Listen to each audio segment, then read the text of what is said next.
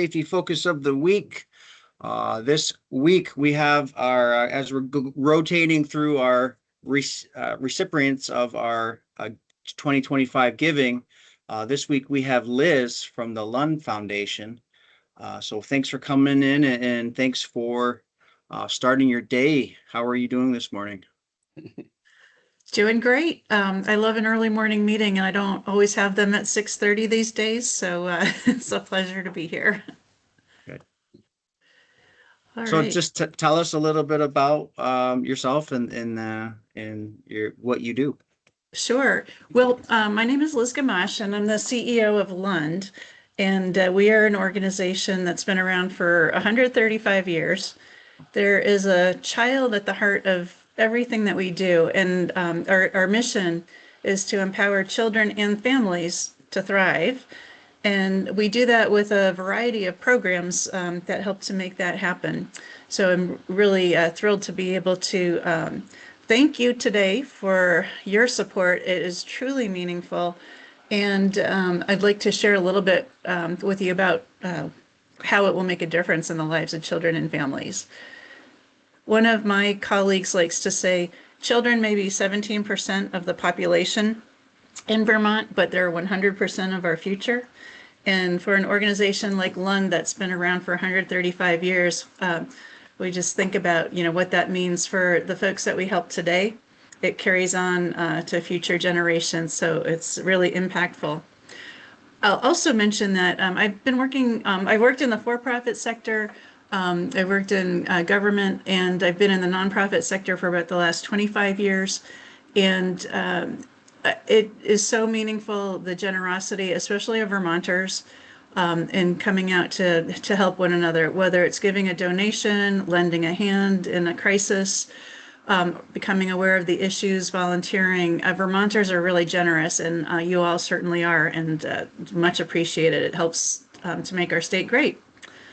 So let me tell you a little bit about Lund and the work that we do. As I mentioned, everything we do is focused around a child. A child is at the heart of our work. And we've got three main focus areas.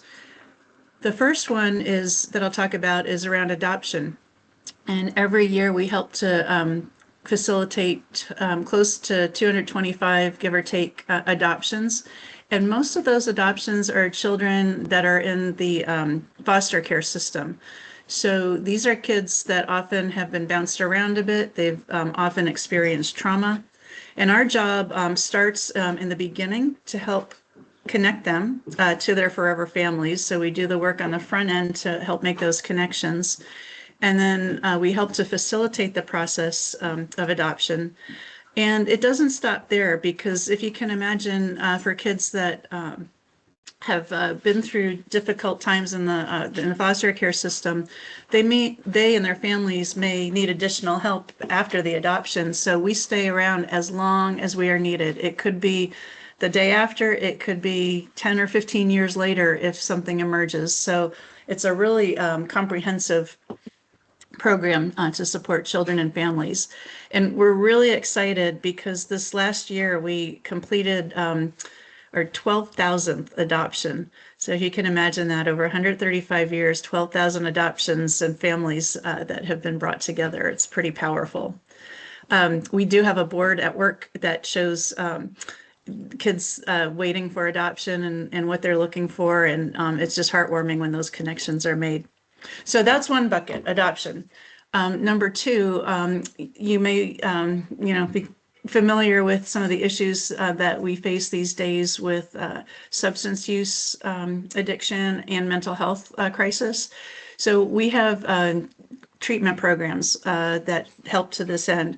One is a residential treatment program for pregnant women and for moms that are faced with substance use addiction or mental health issues. And our program is unique in that they come to live in our facility, and it's a 24/7 program. And their children must be with them at least 51% of the time. So we're providing support to parents, pregnant women, and to children to make sure that those bonds are maintained in a really healthy manner. And then we also have outpatient services so that we can serve the broader community with issues related. to raising families and helping to deal with mental health and substance misuse. The final piece is we've got a child care center. It's a therapeutic child care center. We've got 40 kids that show up every day, and some of them have special needs, some of them don't, but we're there to help them thrive in their early years. And then we have a host of other programs that help to support families, workshops, activities. And one rather unique program, which I'll end with, which many children in the state of Vermont, thousands, have parents that are either incarcerated or in the justice system.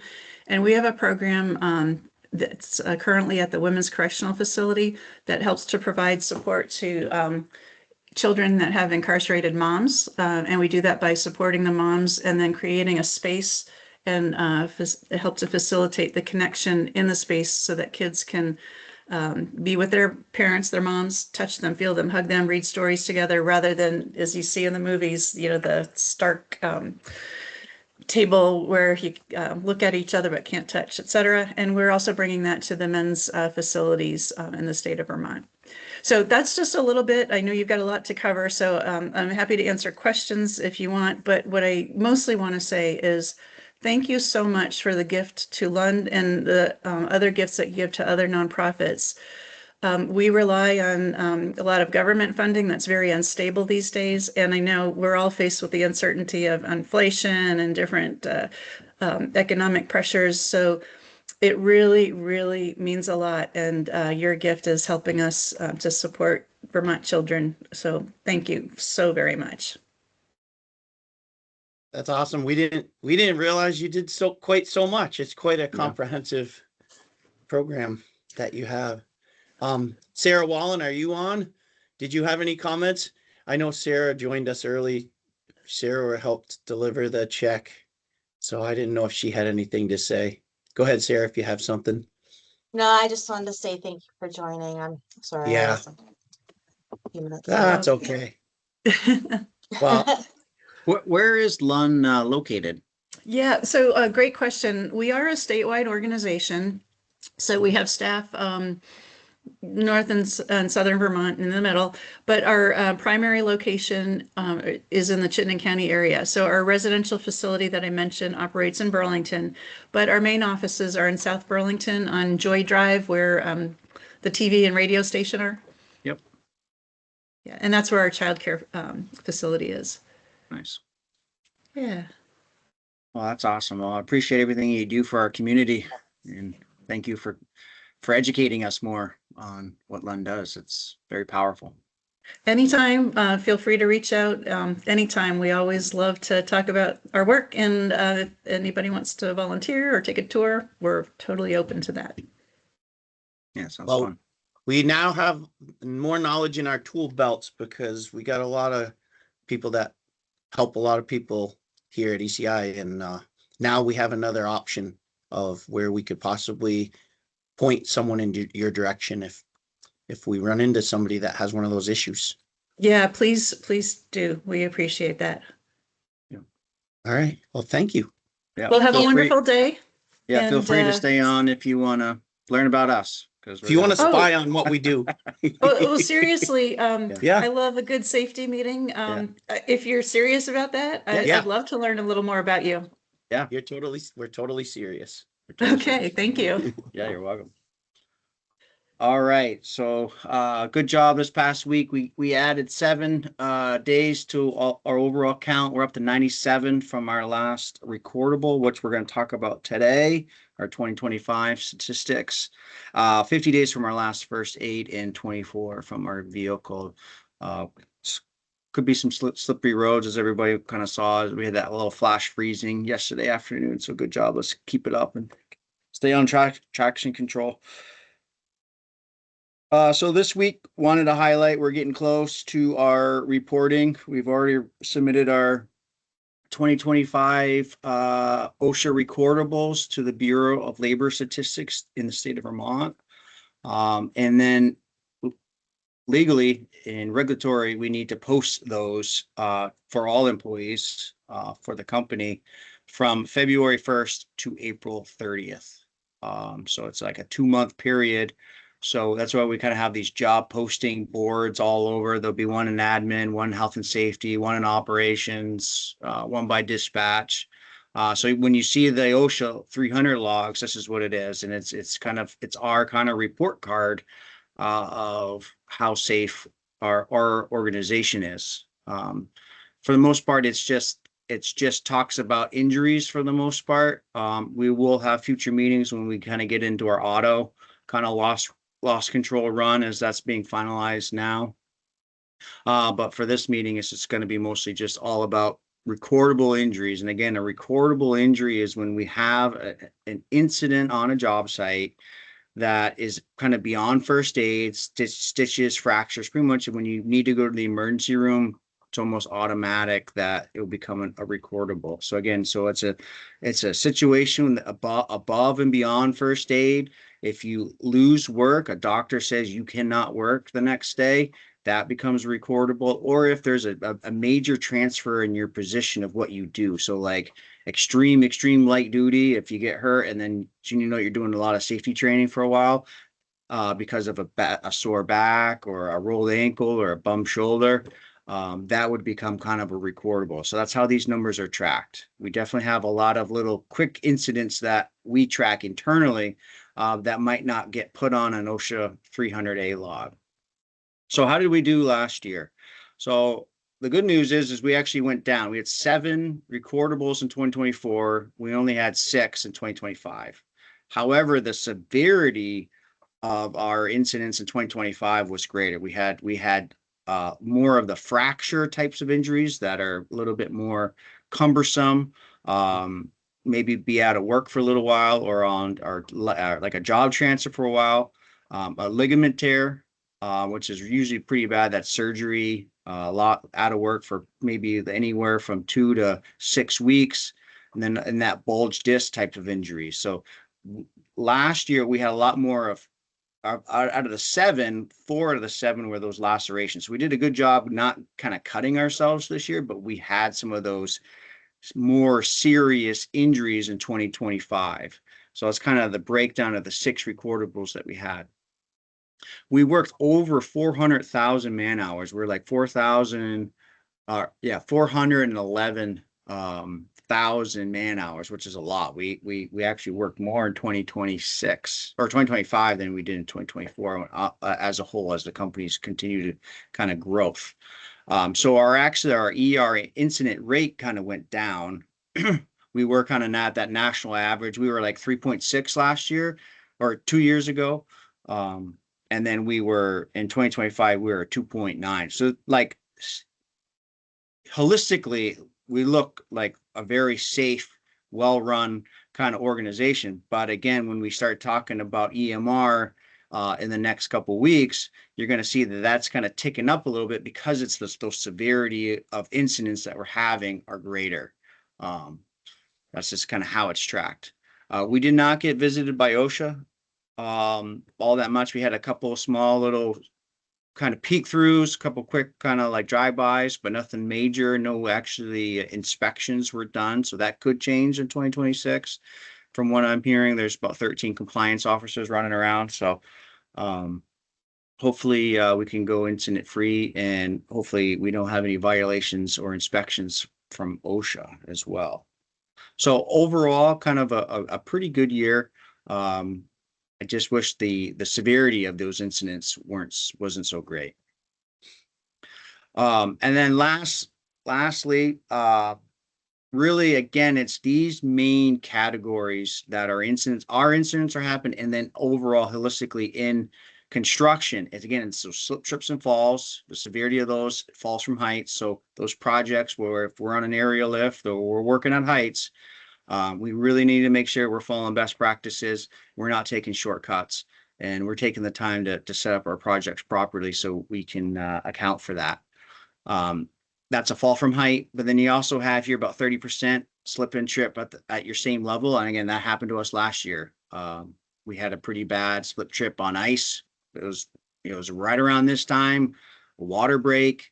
In the city of Burlington, we had a slip and fall on a shoulder, and ended up being pretty severe.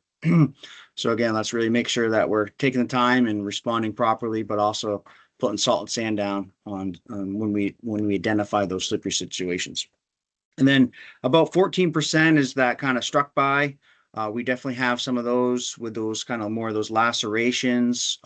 We also did have an employee get struck by a form cage loss there. So again, that kind of hits at home here, that 14% struck by something. So again, we want to be able to identify those every single day. We kind of take these hazards for granted because we're in and around them every single day. It's very important for us to also step back and be like, it can happen any day. It can happen to us. So we really need to make sure that we're cognitive aware and we are putting the right type of thought process with these hazards. So we're not jumping in unsafe excavations, and we're following the best practices. And then the last one is kind of about 7% is injured while handling, lifting or carrying. Again, that is that kind of back bulge disc. And again, this is kind of all employers in construction. It's these main 4 types of hazards that we kind of fail to identify on a regular basis, or we think it's not going to happen to us. And we lift something or we move something that is just too much for our bodies to take. And again, construction work's very labor intensive. So don't be afraid to use that yellow iron, ask for help, double check, making sure nothing's secure or fastened before you try to move it. Because that's what kind of got us last year with a bulge disc issue. So just kind of highlighted. You're going to see these postings being done on our jobs postings. Again, if you want further information, again, this is an employee rights thing. So if any employee wants to have more of a detailed summary, feel free to talk to Tom and myself, and we'll share the OSHA 300 logs. But mostly, we're just going to talk about the injuries that happened to you because we shouldn't be sharing too much information about fellow employees out there. But again, we can all learn from each other. We can all learn from each other's mistakes out there, and making sure that we're making the best decisions as we can over and over again. And we want to make sure we're eliminating hazards and limiting those unsafe conditions and those unsafe acts, because that's what leads to these reportable injuries. Anything to add, Ben? Well, the goal is always 0, right? 0 recordables and 0 incidents. But I'm just thankful that everyone holds safety as their highest priority here. For the most part, we're doing really well. Good self-discipline, 411,000 hours out there, and ending up at six of these things that happened that became recordable is something to also be appreciated by everyone that we can do that. A lot of good self-discipline out there, and following our practices, and also holding safety as our highest priority. So sometimes it's hard because we're like, damn, we got six of these recordables, but I think it's really says a lot about our culture that we only had 6. So I have to look at it the other way of Matt, because Matt wants us to have 0, right? Yeah, that's the goal. I got to set a bar high. That's I want to set the bar that's high. the goal. But good job, everybody. Yeah, it is. Something to be proud of. So, Matt, I guess got to share my screen here. Yeah, your turn. Let me know that it came up to our email. Yep, got it. So yeah, today we talked about the 2025 OSHA statistics, and Matt, those are going to be posted starting. Are you guys putting those up today, or will they be up on the boards soon? Yeah. Legally, we got to have them up by February 1st, but yeah, we're Okay. done. We'll have them printed, Keep hot off the press probably today. Start posting next week. All right. Anybody else have anything to add on the safety topic? Okay, we'll move into our code item for this week. Is one of our 13 code items. This one, speak and act supportively of ECI as a company and of our workers. It doesn't mean that bad things can't be said, but remember, those things should be said in the right form, and they should be said privately. We want everyone to be positive, strive to help solve issues, and help each other. When you have the tough conversations, have them with the door closed, in the right form, with the right people. put together a quick ownership topic of this week related to a few things that went on and tried to relate it to our code item. How can we be more efficient and effective? Address issues head on. Solving problems and issues in real time, it boosts our performance of the ECI team. Addressing issues as they arrive prevents them from escalating into major problems, and this is true on our projects, in our interactions with the others, and maintaining our own happiness has a lot to do with that. So do it this way. Solve issues as they arrive. If they're ignored, they're going to grow bigger each day and eventually become too large to deal with. And oftentimes it ends up leading to people leaving a company when they don't deal with things and they get too large. So make small corrections and keep in control. Continuous management and tight control keeps cars on the road, and it keeps airplanes in the sky, and it keeps equipment upright. Don't ignore problems. Have tough conversations when needed and align on your solutions. So as employee owners, we owe it to ourselves and each other to address issues head on. Solving issues in real time keeps us in track with faster and better decisions, better communication, and also increased ownership. It supports our standards, our commitment to safety, quality, and efficiency, which are our three top priorities, respectively. So thanks for dealing with things promptly. And when everyone that comes in here, we always talk about don't let things get big. Don't let them grow. Deal with them every day. Take the things that you want to deal with and figure out a solution. I reran the equipment focus of the week on fuel and fuel treatment.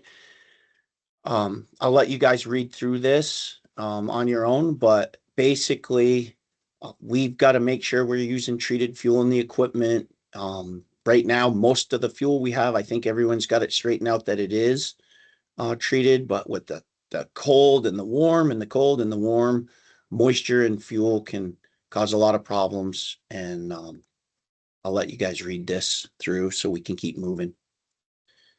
401k account meetings are going to be, they're always the first Friday of the month. So February 6th, sign up with Aaron if you want to have one of those time slots between 8 a.m. and 11:30 on Friday the 6th. 2025 employee giving, I just reran the numbers for everyone, just so that you guys can be impressed once again at the amount of money that we raised and the $9,373 that we gave checks to Mike Lawyer Foundation, Josh Plata Fund, Ronald McDonald House, and Lund, of which Liz gave us a great description of what they do. We've got some photos. A few of us went out. Sarah and I and Phil went to Ronald McDonald House, which is the first photo. Then when we went to the Plata House, and there's Lund, and there's Liz on the right. So 2025 Christmas ornament winner, Katie Knapp. So I received a photo that the inspiration of Katie's ornament actually made a visit to her, which was probably a big surprise. So there's Katie and the Grinch on the left over in 99, and there's the ornament. So not quite sure who the Grinch is, but if you study these two pictures, you might figure it out. I'll leave it at that. Project of the week. Nick, are you on? I am, Mr. Dow. So project, and would you like me to drive the show, or? You can drive. I'll try and keep up. Okay. Project of the week. Go ahead, Nick. Okay, so this week's project of the week was Garden Street West shared use path and utility improvements. ECI was contracted by the city of South Burlington to provide roadway and utility improvements, as well as construct a new bike path on the west end of Garden Street, where it intersects with Dorset Street. The project was the third phase of a larger project where the city of South Burlington intends to utilize Garden Street as an alternate connection between Dorset Street and Williston Road, crossing Market Street. Work on the project began in September and was substantially completed in November. ECI's first task was to install all the subsurface utilities, including connecting the water main on Dorset Street to the water main on Garden Street. And then once that was completed, ECI installed new drainage features, some street lighting, conduits for street lighting, curb, sidewalk, and bike path construction. Once the curb was poured, ECI crews milled and replaced the surface course asphalt as well as paved in the new bike path. Some of the many challenges of this project included conflicting utilities, unsuitable soils, tight working spaces, constant stream of traffic going into the adjacent businesses, and getting the final paving complete before the paving season ended. Despite all these challenges, ECI crews continued to push forward efficiently and substantially completed the project ahead of schedule and under the city's budget. The city was also extremely happy with the quality of all phases of construction that ECI provided, as well as the level of professionalism ECI personnel displayed when daily commuters were less than impressed with the change in traffic pattern during construction phases. This winter, ECI will go back and install 3 new light poles, which will wrap up the roadway lighting improvements. And then in the spring, we just have to line stripe it, and then we'll be done with the project. So this first picture here, this is kind of the overall, this is an old picture of what the phasing is going to look like. So we were working on the west end here where A is. And Dorset Street's going to connect all the way to Williston Road through this and cross through Market Street. And then this is just a general site plan of the project that we're working on. So you can see the new bike path on the bottom side here, drainage crossing the roadway, and then water main that runs up through the roadway, across through the intersection, across a little stream, and we connect to the existing water main on the east side of a small bridge. Just a previously existing conditions photos before we got there. So you can see there's no bike path, there's no walking path for pedestrians or anything like that. So when we were installing the water main, we found all sorts of buried tree trunks, unsuitable soils, all sorts of fun, unexpected things. And in here you can kind of see a couple of tree trunks that were buried here. Treasures. Oh yeah, it was great. So once we got the water line done, drainage done, we started installing some curb. So this is the new curb that butts up against the Healthy Living parking lot. And this is facing Dorset Street right here. And then this is just a easterly facing picture. So it shows Healthy Living on the right-hand side here, Trader Joe's on the left, and the where the new path is going to go.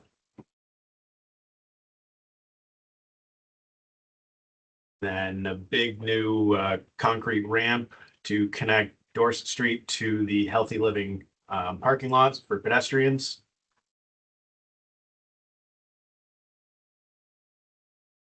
Oh, there's the mill. And we have our ECI mill out there. The guys did a great job. They hammered this out in really quick time frame. This was right up against the weather conditions and the end of the season paving. Looks like easier to work that at night, right? Oh yeah. Most of the Yeah, job. the amount of traffic that flow through to these businesses every day was unreal. So doing any kind of work during daytime was almost impossible. And then here you can see ECI's new surface course pavement. Looks great. The city was really impressed with this. We have some of the line striping done here.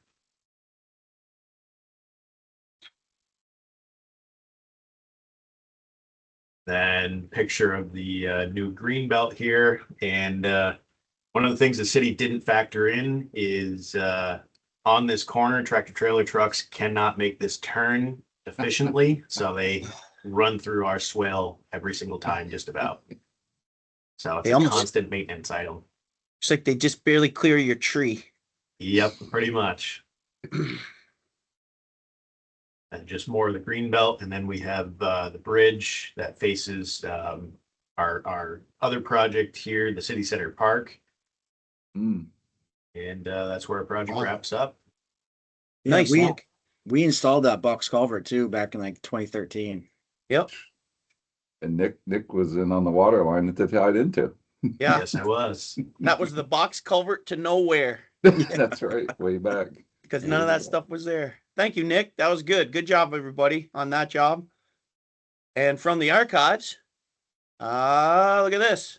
Lund Center, 2007. I found these in a folder. And that's a bunch of years ago. I got a email from Stu King. But I reminded him that we got we have a disclaimer because he didn't like the setup. He said that's not our setup going in the manhole and stuff. But I said, well, I'm not quite sure who's going in the manhole, but that's definitely ECI logoed equipment working at the Lund Center. Oh, thank you for sharing that. That's our residential facility. Down on It Glen is. Road. Yep, in the city. Yeah. no, I know. have one picture here that I thought was funny. I don't know if we're relocating that tree down on the left, but it looks like we got one of the 330 excavators picking a tree, which all at once. We did move that tree, and I think it lived, although it was in shock for a bit. That's right. So, I found these in a folder. I'm not quite sure if the date is correct.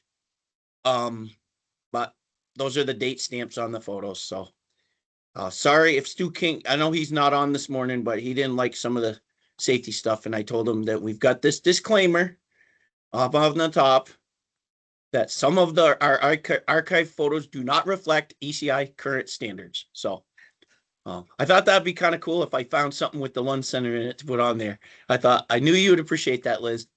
So I certainly do. Thanks. I'll turn it back over to you, Matt, to give us a kickoff for what we're supposed to do today, right? We're supposed to stay safe. That's right. Stay warm. Yeah, if you watch it in a group setting, please kick that over so we can capture attendance, and let's have a safe day. Let's work together, and most importantly, let's have a great one, and stay safe, driving, working today. We'll do our best. Thank you, Matt. Thank you, everyone. Have a good day. Be safe.